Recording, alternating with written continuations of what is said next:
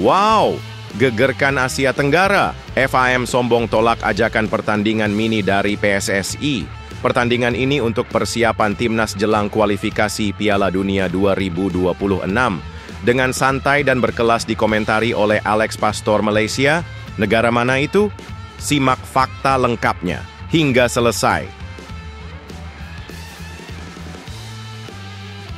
Indonesia di ujung jurang. FIFA jatuhkan sanksi mematikan jelang laga krusial lawan Cina dan Jepang. Impian Piala Dunia terancam hancur berkeping. Apa dosa tim Garuda? Siapa yang salah dan siapa yang harus tanggung jawab? Maarten Paes bongkar kisah mengharukan yang tak pernah diungkapkan. Pilih Indonesia karena neneknya, bukan karena paksaan. Mimpi menjadi nyata lewat air mata yang tak terlihat. Kisah nenek dari Kediri jadi penggerak jiwa Garuda di dada Paes. Tak pernah menyesal, malah bangga sampai merinding. Kiper Eropa ini lebih cinta merah putih dari banyak pemain lokal. Simak kisahnya. Timnas Indonesia bersiap untuk pertarungan penentuan hidup mati lawan Cina dan Jepang. Siapa yang siap tempur dan siapa yang gagal tampil? Kabar cedera, pemulihan, hingga kedatangan bintang-bintang Garuda di Bali bikin deg-degan. Maarten Paes dan Marcelino dipastikan hilang dari line-up inilah. Update panas yang bisa mengubah skenario lolos ke Piala Dunia 2026. Simak beritanya hingga selesai. Serta beberapa berita Timnas Indonesia hari ini. Selengkapnya hanya di Zona Timnas Indonesia.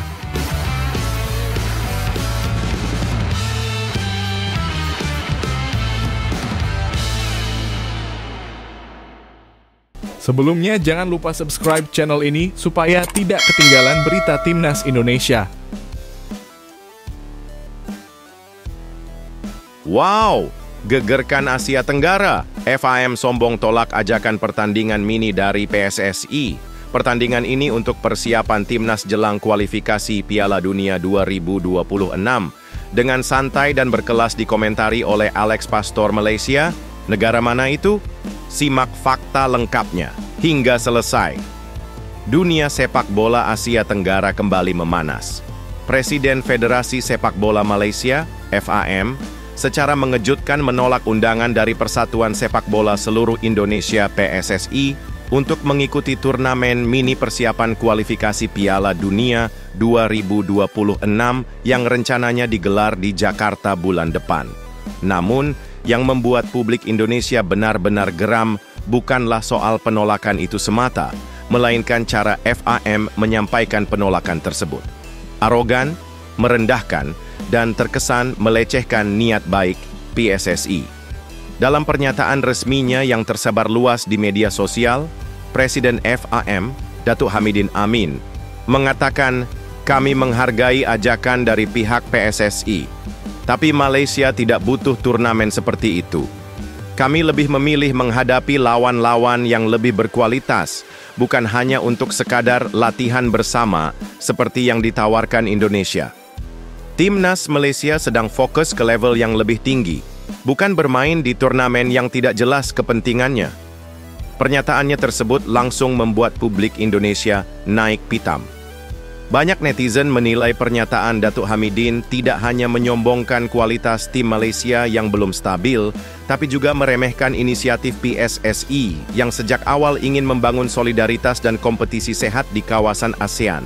Salah satu netizen berkomentar yakni Abu Dianto 9158, "Hei Malaides, kamu itu tim lemah, jangan sok-sokan. Kalian aja kesusahan lewati kualifikasi Piala Dunia," ungkapnya dengan marah dan tegas. Menanggapi pernyataan yang mengundang kontroversi tersebut, Ketua Umum PSSI, Erick Thohir, memilih untuk merespons dengan elegan dan menohok. "Kami tidak akan membalas dengan pernyataan yang emosional. Undangan ini kami layangkan dalam semangat sportivitas dan persiapan bersama sebagai sesama negara ASEAN.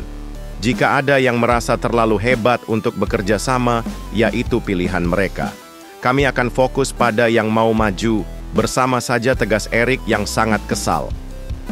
Tidak cuman itu, asisten pelatih timnas Indonesia yakni Alex Pastur juga memberikan komentar berkelas namun bernada tajam. Kami ingin uji coba melawan tim-tim dengan semangat juang, bukan ego besar. Kami tidak melihat siapa yang menolak, tapi siapa yang bersedia membangun masa depan sepak bola Asia Tenggara bersama.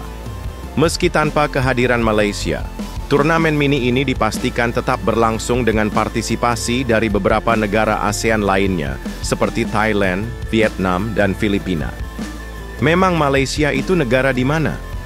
Apakah negara besar kok sombong betul, ungkap Alex dengan nada kesal. Bahkan menurut kabar terakhir, satu tim dari Timur Tengah juga menunjukkan ketertarikan untuk ikut serta.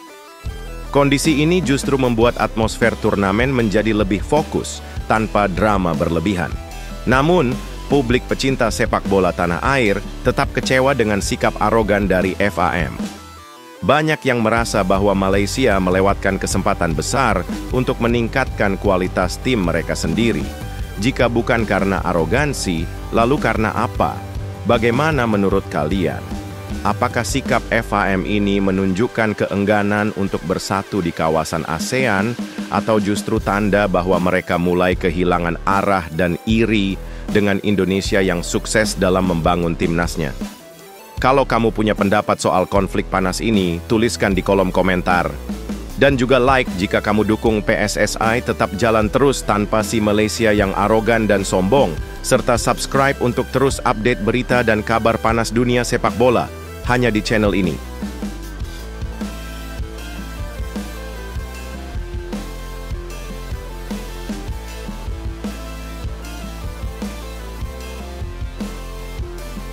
Indonesia di ujung jurang.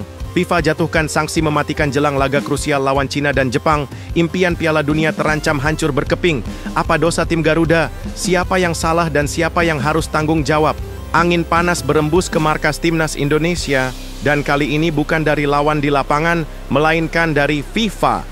Federasi Sepak Bola Dunia tersebut secara resmi menjatuhkan sanksi keras kepada timnas Indonesia tepat di saat persiapan menghadapi dua lawan paling menentukan, Cina dan Jepang, dalam lanjutan kualifikasi Piala Dunia 2026. Keputusan ini seketika menggegerkan jagat sepak bola nasional dan menyulut amarah warganet. Sanksi mematikan ini dijatuhkan FIFA buntut dari ulah sebagian supporter yang bertindak di luar batas saat laga panas kontra Bahrain di Stadion Utama Gelora Bung Karno, SUGBK, pada 25 Maret 2025 lalu. Dalam pertandingan yang dimenangkan dramatis oleh timnas Indonesia dengan skor tipis 1-0 lewat gol heroik dari Ole Romeni, suasana di tribun justru membara oleh teriakan-teriakan bernada kebencian dari supporter yang tak bisa menahan emosi. FIFA yang dikenal tidak main-main dengan pelanggaran disiplin, langsung mengayunkan palu keadilan. Dua sanksi besar pun dijatuhkan. 1. PSSI didenda sebesar $25.000 Amerika atau hampir setengah miliar rupiah, angka yang bukan main-main di tengah persiapan intensif menuju babak akhir kualifikasi.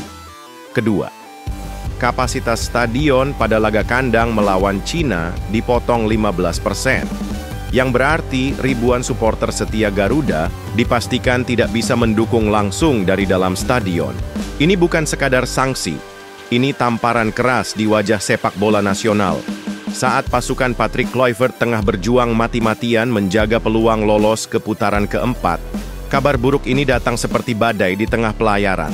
Padahal, laga melawan Cina pada 5 Juni di SUGBK dan tandang ke Jepang pada 10 Juni nanti adalah dua momen paling krusial. Indonesia kini duduk di posisi keempat grup C dengan 9 poin dari 8 laga. Posisi yang masih mungkin membawa mereka ke fase berikutnya, tapi hanya jika berhasil menambah poin di dua laga terakhir. Jika terpeleset sedikit saja, posisi kelima dan keenam berarti game over alias tersingkir dari peta persaingan Piala Dunia. Sementara itu, tekanan makin menggila, baik di lapangan maupun di luar, terutama dari publik yang mulai mempertanyakan kesiapan PSSI dalam mengendalikan atmosfer supporter. Pertanyaan untuk kalian semua, para pecinta timnas. Apakah PSSI sudah cukup tegas terhadap ulah supporter yang merugikan timnas sendiri atau justru terlalu lunak hingga akhirnya membawa bencana? Jangan lupa tekan like jika kamu dukung timnas tetap fight hingga akhir.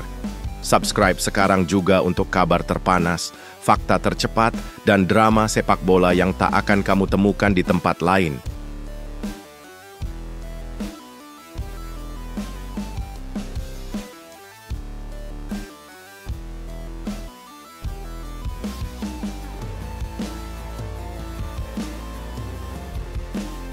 Maarten Paes bongkar kisah mengharukan yang tak pernah diungkapkan. Pilih Indonesia karena neneknya, bukan karena paksaan. Mimpi menjadi nyata lewat air mata yang tak terlihat. Kisah nenek dari Kediri jadi penggerak jiwa Garuda di dada Paes. Tak pernah menyesal, malah bangga sampai merinding. Kiper Eropa ini lebih cinta merah putih dari banyak pemain lokal. Simak kisahnya. Kisah inspiratif datang dari Maarten Paes, kiper andalan timnas Indonesia yang baru-baru ini kembali mencuri perhatian publik. Paes, yang lahir dan besar di Belanda, mengaku tidak pernah sedikit pun menyesal telah memilih mengenakan seragam Garuda di dadanya. Keputusan yang disebutnya sebagai keajaiban nyata dalam hidupnya. Di balik keputusannya membela Indonesia, tersimpan sebuah cerita mengharukan tentang nenek tercinta yang menjadi cahaya penuntunnya. Resmi menjadi warga negara Indonesia sejak 30 April 2024, Paes bukan sekadar pemain naturalisasi. Ia datang dengan hati penuh cinta dan sejarah keluarga yang kental aroma Indonesia. Neneknya yang berasal dari Kediri, Jawa Timur, menjadi sosok yang menanamkan semangat nasionalisme dan budaya Indonesia sejak ia kecil. Tak tanggung-tanggung, sang nenek bukan hanya sosok pengasuh, tapi juga guru sejarahnya sendiri di sekolah, tempat di mana kisah-kisah tentang Indonesia dan Perang Dunia terungkap hanya kepadanya.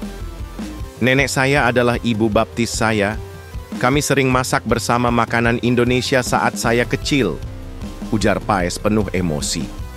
Dia bercerita soal masa kecilnya, juga masa kelam saat berada di kamp Jepang. Cerita itu tidak pernah dia bagikan ke siapapun, hanya ke saya. Cerita itu membuat hubungan mereka begitu dalam. Setelah sang nenek wafat, Paes merasa harus melakukan sesuatu untuk mengenangnya. Dan pilihan untuk membela timnas Indonesia adalah penghormatan kecil dengan arti besar. Saya tidak pernah menyesali keputusan ini. Saya mencintainya. Ini adalah mimpi yang menjadi kenyataan, ucapnya tegas. Kini, Maarten Paes telah mengantongi 8 caps bersama timnas Indonesia dan bersiap untuk laga krusial di putaran ketiga kualifikasi Piala Dunia 2026.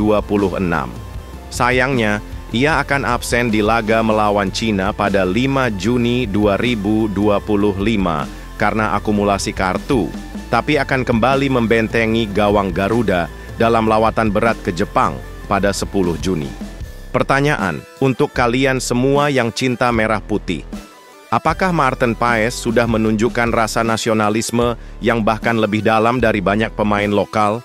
Dan pantaskah ia menjadi simbol perjuangan timnas Indonesia ke Piala Dunia 2026? Like jika kamu merasa terharu dengan kisah Paes dan bangga punya pemain seperti dia.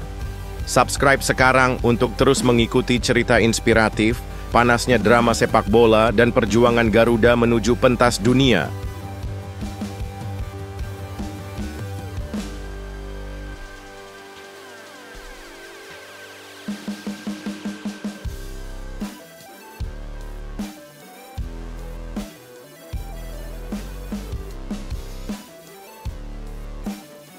Timnas Indonesia bersiap untuk pertarungan penentuan hidup mati lawan Cina dan Jepang. Siapa yang siap tempur dan siapa yang gagal tampil? Kabar cedera, pemulihan, hingga kedatangan bintang-bintang Garuda di Bali bikin deg-degan. Maarten Paes dan Marcelino dipastikan hilang dari line-up inilah. Update panas yang bisa mengubah skenario lolos ke Piala Dunia 2026. Simak beritanya hingga selesai. Suasana jelang dua laga penentuan melawan Cina 5 Juni dan Jepang 10 Juni 2025. Benar-benar seperti menunggu ledakan bom waktu. Timnas Indonesia kini berada di titik kritis dalam perjalanan menuju Piala Dunia 2026. Dan kabar terbaru dari markas Garuda bikin jantung fans berdetak 2 kali lebih cepat. PSSI telah resmi menjadwalkan pemusatan latihan di Bali mulai 26 Mei 2025. Lokasi yang dipilih tak hanya karena strategis, tapi juga demi menjaga suasana tenang dan fokus para pemain. Namun, bukan Timnas Indonesia namanya kalau persiapan tanpa drama. Kabar buruk langsung menghantam. 2 pemain kunci, Marcelino Ferdinand dan Maarten Paes, dipastikan absen di laga kontra Cina karena akumulasi kartu. 2 nama ini adalah tulang punggung skuad dan kehilangan mereka jelas jadi kehilangan besar. Namun badai belum berhenti di situ. Kevin Dix, bek tangguh andalan Garuda, masuk daftar pemain dengan cedera hamstring serius. Menurut data terbaru dari Transfermarkt, Dix bahkan diprediksi absen hingga 30 Juni 2025 alias berpotensi melewatkan seluruh laga sisa. Di tengah kabar yang menyesakkan itu, datang secercah cahaya dari Belanda. Dean James, yang sebelumnya menderita cedera hamstring, telah dinyatakan pulih total oleh klubnya Go Ahead Eagles. Ia sudah cukup bugar untuk masuk ke daftar pertandingan, dan ini jadi harapan baru di lini belakang Indonesia. Lebih bikin heboh lagi, Marcelino Ferdinand dan Asnawi Mangkualam sudah lebih dulu tiba di Bali sebelum TC dimulai. Kehadiran Asnawi, yang sudah absen dalam 2 jendela internasional terakhir, langsung memantik spekulasi. Apakah ia akan kembali memperkuat skuad Garuda? Fans pun mulai berspekulasi liar di media sosial.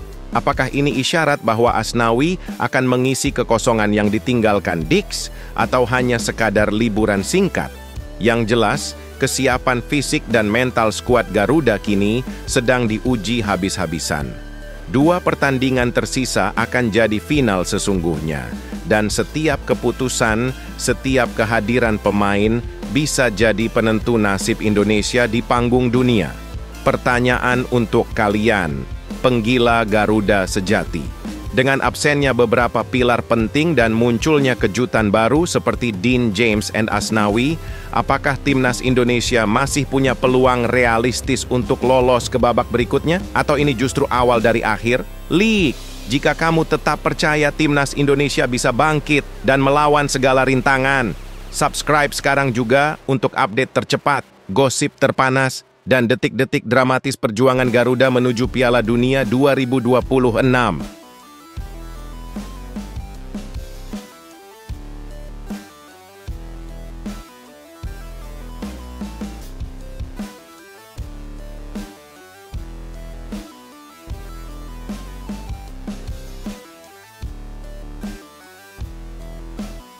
Wow, bikin geger Asia Tenggara. FIFA batalkan pertandingan tidak penting. Tiba-tiba Presiden FAM salahkan Ketua Umum PSSI Erick Thohir gara-gara batalnya pertandingan ciki antara ASEAN All-Star versus Manchester United. Simak penjelasan detailnya hingga selesai. Bak suara petir, tiba-tiba saja pertandingan persahabatan yang dijadwalkan antara tim ASEAN All-Star dan Manchester United pada tanggal 28 Mei 2025 yang rencanakan akan diselenggarakan di Stadion Nasional Bukit Jalil, Kuala Lumpur, Malaysia, yang diharapkan menjadi ajang bergengsi bagi sepak bola Asia Tenggara, secara mengejutkan dibatalkan oleh FIFA. Keputusan ini memicu kontroversi di kalangan penggemar dan pejabat sepak bola regional kawasan Asia Tenggara, termasuk yang paling vokal menyalahkan adalah Presiden FAM atau Federasi Sepak Bola Malaysia. Bahkan Presiden FAM dengan terang-terangan menyalahkan Ketua Umum PSSI, Erick Thohir. Presiden Asosiasi Sepak Bola Malaysia, FAM, Tunku Ismail Sultan Ibrahim, menyatakan kekecewaannya terhadap PSSI. Kami berharap PSSI dapat memanfaatkan kesempatan ini untuk meningkatkan kualitas dan profesionalisme sepak bola di ASEAN, ujarnya. Sementara itu, Presiden ASEAN Football Federation, AFF, Khief Sameth, tidak memenuhi ekspektasi global dalam hal partisipasi dan dukungan, ujar Presiden FIFA yakni Gianni Infantino. Erick Thohir, yang juga Menteri BUMN Indonesia, menanggapi kritik tersebut dengan menekankan pentingnya fokus pada tujuan jangka panjang. Kami memahami kekecewaan ini, namun prioritas utama kami adalah memastikan timnas Indonesia lolos ke Piala Dunia 2026, ujar Thohir.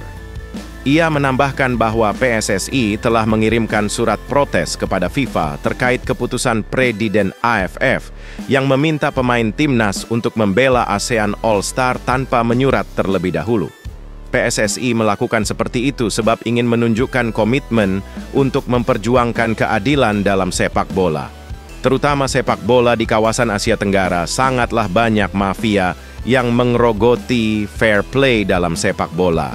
Dan bahkan Indonesia selalu dirugikan terus dalam turnamen regional di kawasan Asia Tenggara. Termasuk dengan adanya pertandingan yang tidak bergensi, yakni ASEAN All-Star versus Manchester United, sangat mengganggu konsentrasi dari pemain timnas Indonesia yang sedang berjuang untuk lolos ke Piala Dunia 2026. Perlu diketahui apabila Indonesia bisa lolos Piala Dunia, maka Indonesia akan mencetak sejarah sebagai negara di kawasan Asia Tenggara yang lolos di Piala Dunia lewat jalur kualifikasi. Adapun pembatalan laga ASEAN All-Star vs Manchester United telah mencoreng sepak bola di kawasan ASEAN. Harusnya kegagalan ini menjadi momentum untuk introspeksi dan perbaikan dengan fokus pada peningkatan kualitas, profesionalisme, dan kerjasama antar negara, bukan malah menyalahkan Indonesia. Karena sangat jelas sekali bahwa timnas Indonesia mempunyai urgensi yang lebih mentereng, yakni lolos ke Piala Dunia 2026. Maka setujukah kalian dengan keputusan FIFA dengan membatalkan pertandingan ASEAN All-Star versus Manchester United dan keputusan Erick Thohir untuk fokus lolos Piala Dunia? Jika setuju, silahkan kalian tulis setuju di kolom komentar.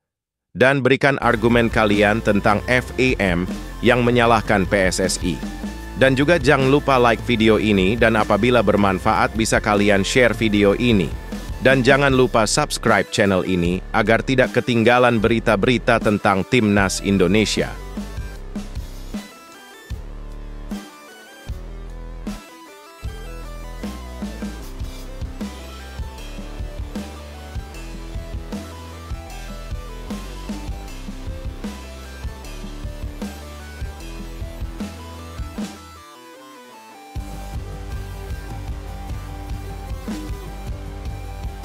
Wow, janji gila oleh Romani sebelum laga hidup mati vs Cina di GBK. Siap berdarah-darah demi Garuda, minta dukungan massal supporter. Pengakuan mengejutkan usai cetak gol debut di GBK.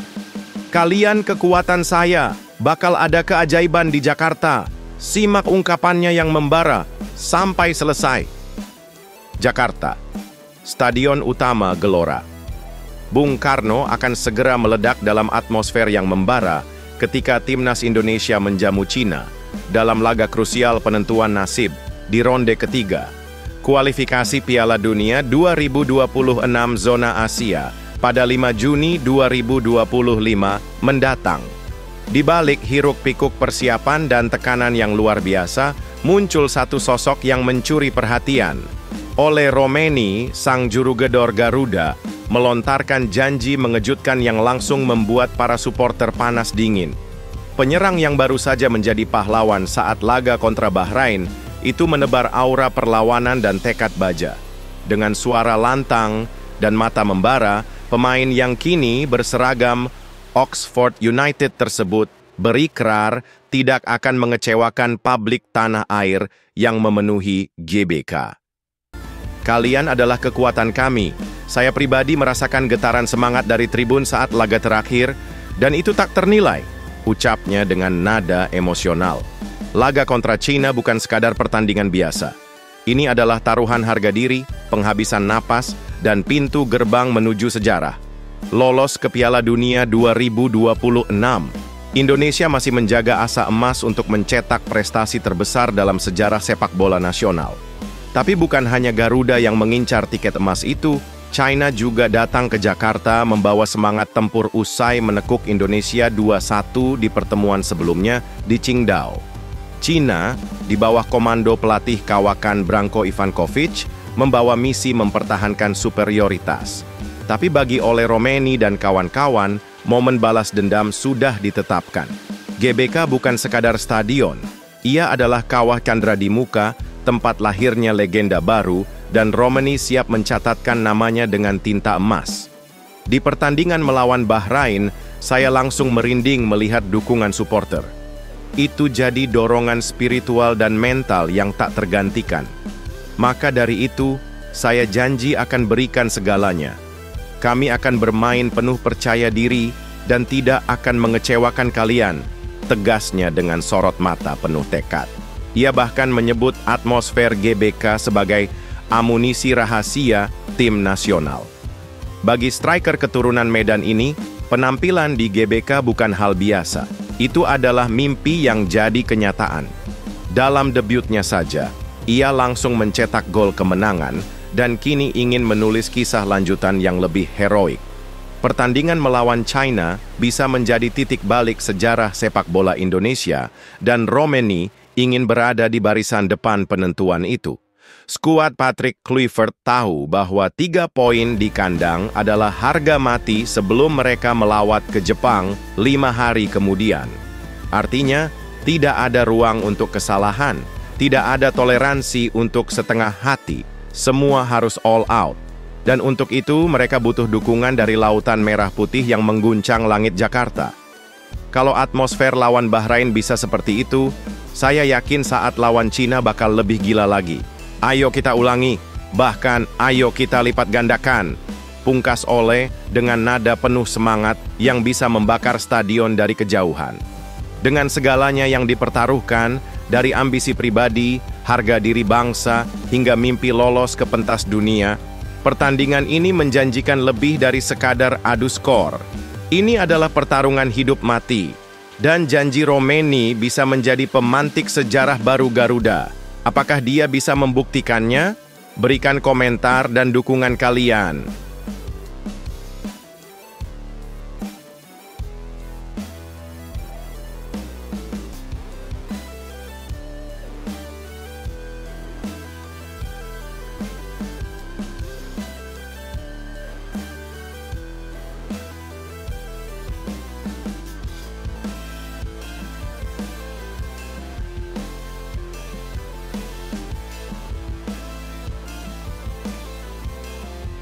Ini baru mantap. Debut cuma 13 menit, Marcelino Ferdinand bikin gempar di Inggris. Dari Jakarta ke liga paling kejam se-Eropa, anak emas Garuda ini dikagumi pengamat, gantikan striker timnas, langsung main di laga neraka yang berujung dramatis. Inilah momen bersejarah yang mungkin jadi awal Marcelino ke Premier League. Simak fakta lengkapnya hingga selesai. Dalam sebuah malam yang akan dikenang sebagai titik balik karier, Marcelino Ferdinand melesat menembus batas mimpi. Hanya butuh 13 menit di lapangan keras Liga Championship Inggris dan namanya langsung menembus headline. Bukan hanya di Indonesia, tapi mulai mengguncang jagat sepak bola Eropa. Debut sang playmaker muda bersama Oxford United melawan Swansea City pada Sabtu, 3 Mei 2025. Bukan sekadar penampilan pengganti biasa. Ini adalah momen lahirnya harapan baru sepak bola. Tanah air di panggung yang brutal dan penuh persaingan. Marcelino, bintang timnas Indonesia yang telah lama digadang-gadang sebagai anak ajaib, akhirnya mendapat jatah main lebih dari sekadar cameo. Sebelumnya, ia hanya mencicipi 1 menit di ajang Piala FA, sebuah menit yang nyaris tak cukup untuk mengikat tali sepatu. Tapi kali ini, pelatih Oxford memberikan kepercayaan penuh. Ia masuk di menit ke-77 menggantikan sesama bintang timnas Ole Romeni dalam laga hidup mati yang menegangkan. Pertandingan itu sendiri seperti film aksi. Swansea mencetak gol pertama, Oxford membalas, lalu kembali tertinggal, dan begitu terus dalam drama skor yang berakhir 3-3. Saat Marcelino masuk, tensi pertandingan sudah mendidih. Dia tak hanya berlari di tengah panasnya duel keras, tapi juga menyatu dengan aliran strategi klub Inggris yang dikenal disiplin dan teknis. Ini bukan hanya tentang menggantikan pemain, ini tentang mengukir nama di tengah rimba persaingan pemain dunia. Dengan laga ini, Marcelino mencatat sejarah sebagai salah satu pemain Indonesia termuda yang bermain di Liga Championship, Liga Kasta kedua yang sering disebut neraka para calon bintang Premier League. Dalam usia yang baru menginjak 20 tahun, Marcelino seperti meledakkan sinyal bahwa pemain Indonesia tidak lagi sekadar penggembira di sepak bola Eropa. Ia hadir untuk bersaing, ia hadir untuk menang. Oxford sendiri menutup musim dengan posisi ke-17 di klasemen akhir dan mengumpulkan 53 poin, hasil yang cukup menyelamatkan mereka dari zona merah. Tapi lebih dari sekadar angka di papan klasemen, debut Marcelino memberikan harapan baru bagi klub dan supporter bahwa masa depan cerah sedang tumbuh dari Asia Tenggara. Di kalangan pencinta sepak bola nasional, nama Marcelino memang sudah lama harum. Tapi kini, harum itu menyebar ke lorong-lorong stadion Inggris, ke tribun fans Oxford yang mulai menghafal nama Ferdinand sebagai pengatur ritme baru mereka. Tak hanya jadi inspirasi di Indonesia, kehadiran Marcelino di Championship adalah sinyal kuat untuk bakat-bakat muda lain. Mimpi main di Eropa bukan lagi dongeng. Ini nyata, dan Marcelino sudah membuka jalannya. Dengan teknik elegan, visi bermain matang, dan daya juang tak kenal takut, Marcelino Ferdinand kini berdiri di panggung yang lebih besar, dan semua mata, baik dari pengamat Eropa maupun pecinta Garuda, akan terus menatap apakah 13 menit ini hanyalah permulaan dari sebuah legenda besar. Berikan komentar kalian dan dukungan kalian buat Marcelino Ferdinand.